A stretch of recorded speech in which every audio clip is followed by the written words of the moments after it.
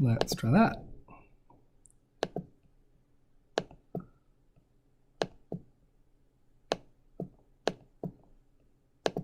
Okay, now you can hear me.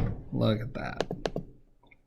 So, given that you can hear me now, we're going to quickly just go through taking up this test. And of course, because the universe doesn't like me, the page is still loading. So while we wait for that to load, maybe I'm having computer issues today, team. Kind of driving me nuts.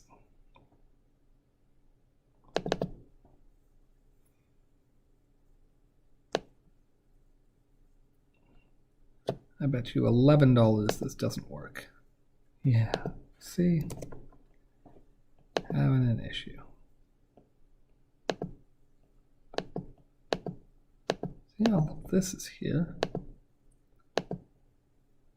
There we go. Okay, so sorry for the delay. I'll try to cut the first few minutes of this video as we get going, but here we are, and we've got our practice test. And I just want to kind of go through this and quickly talk you through working it out. So, scientific notation for this number. Well, we know with scientific notation, we write the same digits, but we make it a 1 decimal number.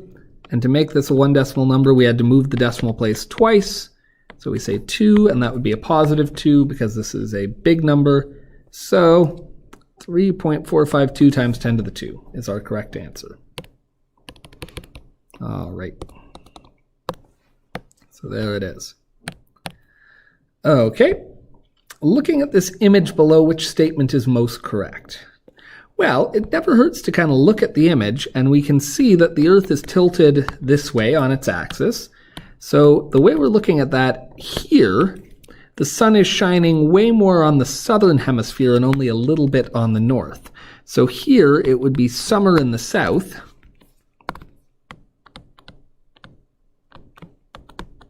And it would be winter in the north. And then this is going to be the exact opposite here, right? Now the sun is shining on the north much more. So now it's going to be summer in the north and winter in the south. And this would be spring and fall, right? This would be that time of year when we're getting equal amounts of sun in the north and the south. And so it's either, transitioning from winter to summer or transitioning from summer to winter. So this is spring / fall. So now let's see our options. The top image shows the northern hemisphere in summer. Nope, that's not true. It shows the south. So that is incorrect. The middle image shows the northern hemisphere in winter. Nope, that's not true.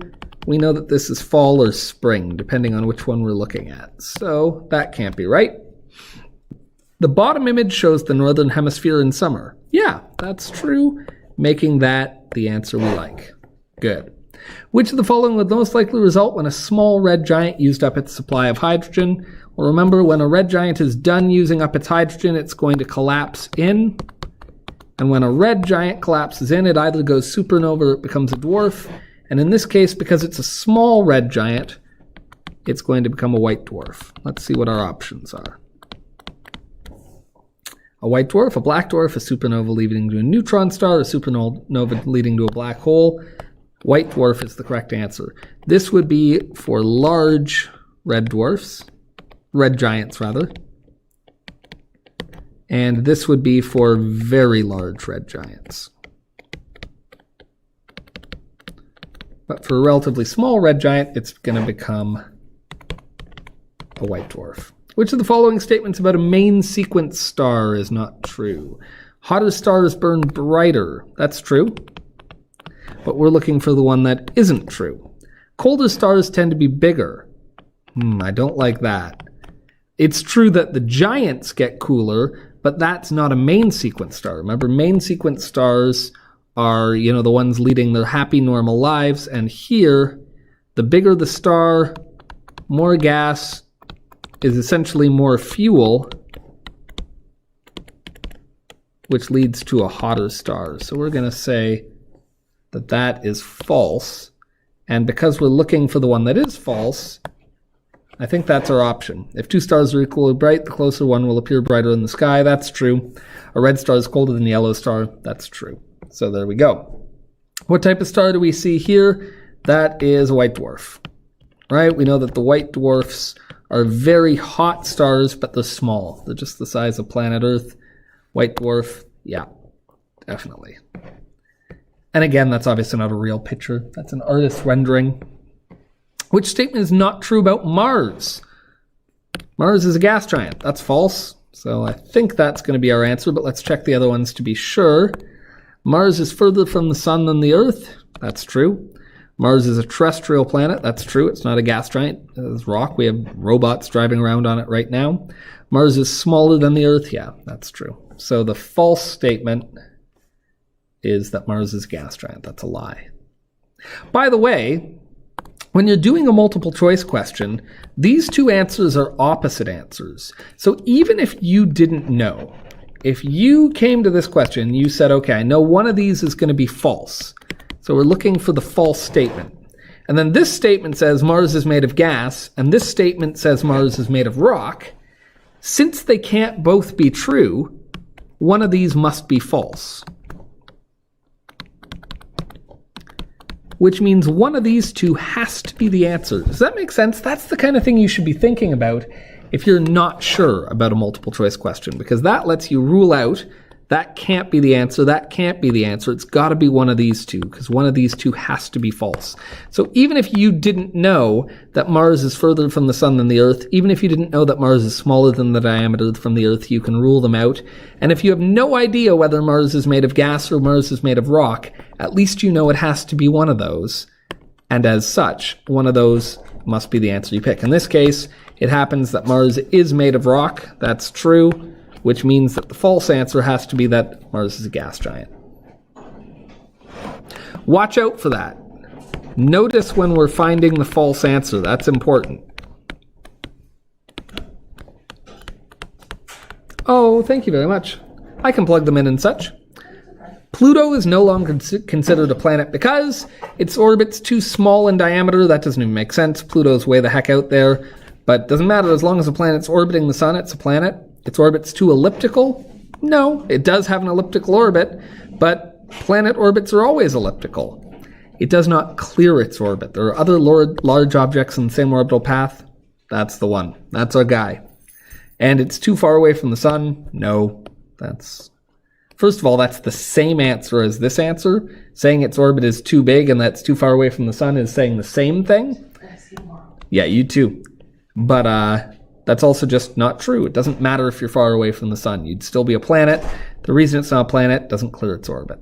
Which is the largest planet in the solar system? Jupiter, biggest planet. Nothing to figure out there. That's just, do you know it? The winter solstice is the day when the sun shines the most on one side of the planet. And for the winter solstice, the sun is mostly shining on the south. So in the south, they're having summer and they're having their longest day of the year. But in the winter, the sun is only shining a little bit on the north. And so we will be having our shortest day of the year. And that is usually around about December 21st that you get the shortest day of the year. And it's called the winter solstice. In any given year, more people will see a total solar eclipse, see a partial solar eclipse, see a lunar eclipse, or none of the above is correct. Each of these events happens 2 times a year, so they will be seen by the exact same number of people.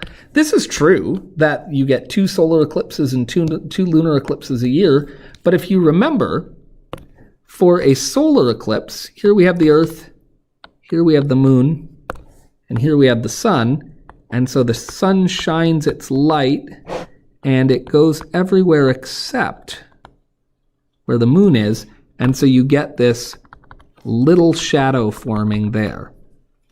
Right? That is what we call a solar eclipse. And so if I was here on Earth, I would see the eclipse, but if I was here, I'd just see the sun. Or if I was here, I'd just see the sun. I wouldn't see anything different. Whereas in a lunar eclipse, here we have the Earth, and now we're looking at the moon, and the moon normally gets its light from the sun, but what happens is that the moon goes into the Earth's shadow, and so the moon gets blocked, and while the moon is blocked, it appears dark. And it doesn't matter where on Earth I am, I'm looking at the moon and it's dark. So when a lunar eclipse happens, anyone who can see the moon can see it. When a solar eclipse happens, you have to be standing in the shadow to see it. So it is much easier to see a lunar eclipse than it is to see a solar eclipse. All right, next page. Definitions. The collection of gas and dust surrounded the sun during the early formation of the solar system. We call that the accretion disk, so that goes here. A star that is nearing the end of its life cycle and has almost stopped burning hydrogen. That's going to be a red giant, which is here. To move in a circular or elliptical pattern around another object is to orbit it or to revolve around it. I don't see orbit, but I do see revolve. So C. In our solar system, the planets furthest from the sun, well, those are the gas giants, which are down here. There we go. To spin around on your own axis, we call that rotating. The average distance between the Earth and the sun, that is an astronomical unit. The explosion of a large red giant at the end of its life cycle, that's a supernova. That goes here. In our solar system, the planets nearest to the sun, those are the terrestrial planets. And a star that is burning hydrogen during the longest part of its life cycle, that is a main sequence star. There we go. Choose a planet in the solar system and answer some questions about it. I'm going to say Mars. Mars is a rocky planet, and it is, Earth is the third, Mars is the next one out, so it's going to be the fourth. By the way, if I couldn't remember this, I could go back, and there's a question about Mars here, right? There's a question that says, where was it? Which statement is not true about Mars?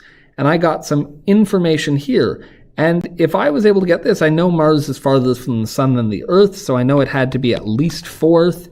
I knew that it wasn't a gas giant, so it reminds me that's terrestrial. But another thing I could have said about Mars is smaller than the Earth. So all the information I need to answer that question, I could have taken that from that multiple choice question. So that's kind of cool. All right. Describe the possible life cycle of a main sequence star. Well, you start with a gas cloud.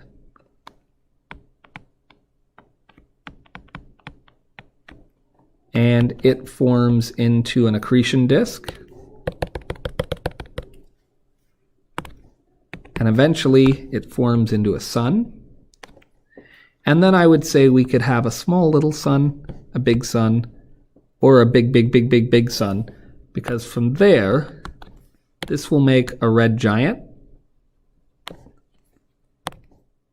or a really big red giant, or a crazy big red giant. And then when it runs out of fuel, this will end up collapsing into a white dwarf.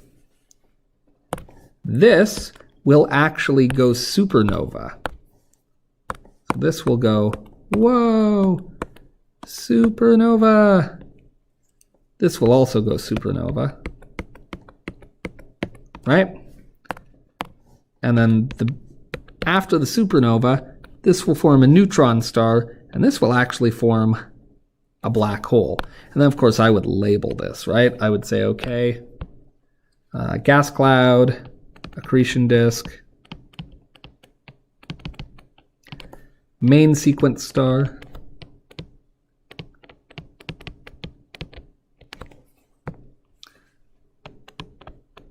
red giant, large red giant, red supergiant, supernova, right, that massive explosion, and then we see the endpoint.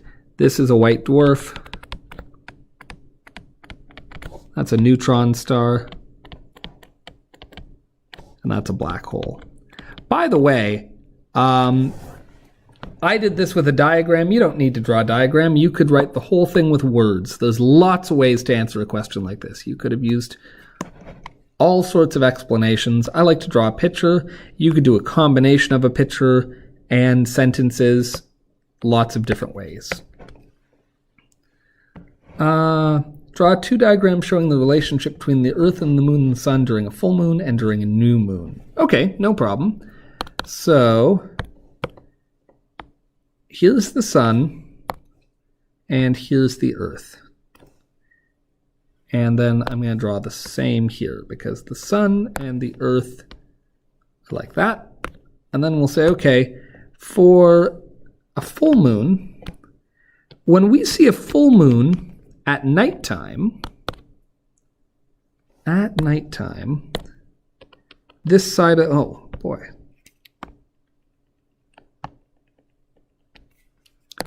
Here's the Earth, nice Earth, and this side of the Earth is dark, it's nighttime there, and when we see a full moon, we are looking out and we're seeing the moon here, and we are seeing this part of it. And so if I'm here looking up at the moon, what I am seeing is a big bright moon, because I am only seeing the lit half of it. On the other hand, with a new moon,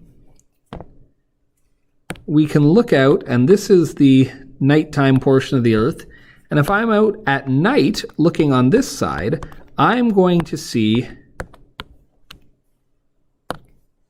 no moon at night, because in the new moon it's actually on this side, and it is in shadow to us, because here, when I'm looking out, it is in shadow and the sun is big and bright. All I'm going to see is the sun. I would look up and I'd see, hey, there's a pond there, and here's the ground, and there's a tree. I don't know why I picked. There's a tree, and all I'm going to see in the sky is the sun. And the reason I'm only going to see the sun is because it is so much brighter than the moon. So I would only see the sun.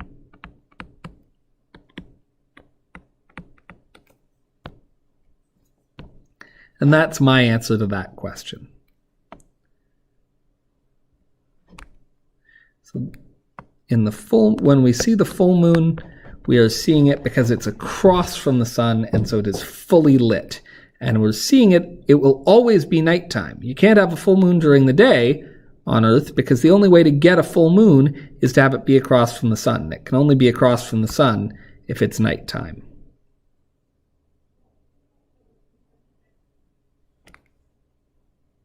All right. Describe how the Earth's moon formed. The moon formed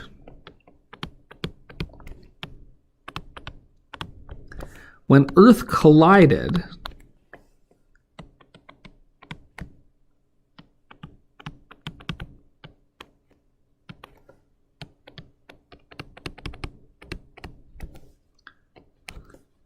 with another early planet, Theia.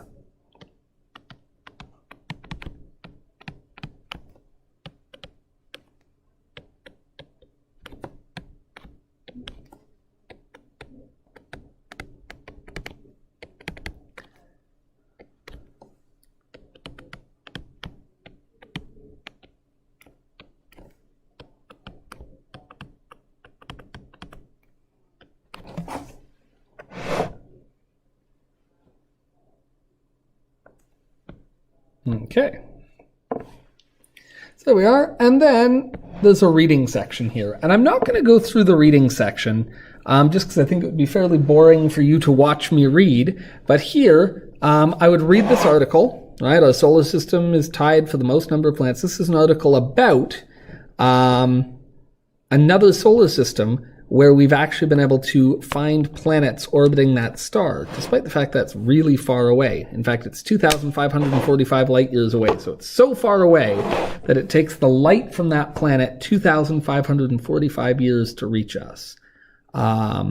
And they found the newly discovered planet, Kepler-90I, which is a sizzling hot rocky planet that orbits its star once every 14.4 days. And it was discovered using machine learning, which is kind of cool. So I don't know.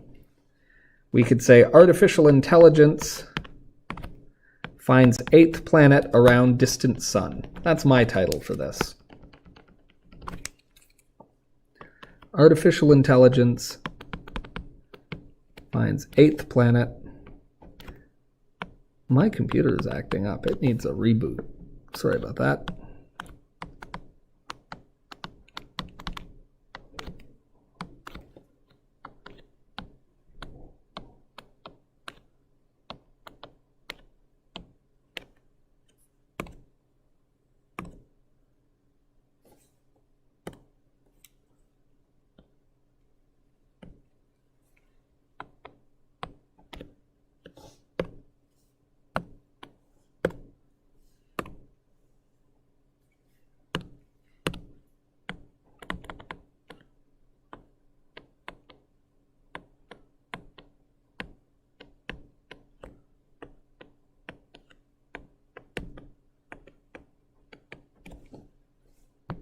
And how was this discovery made?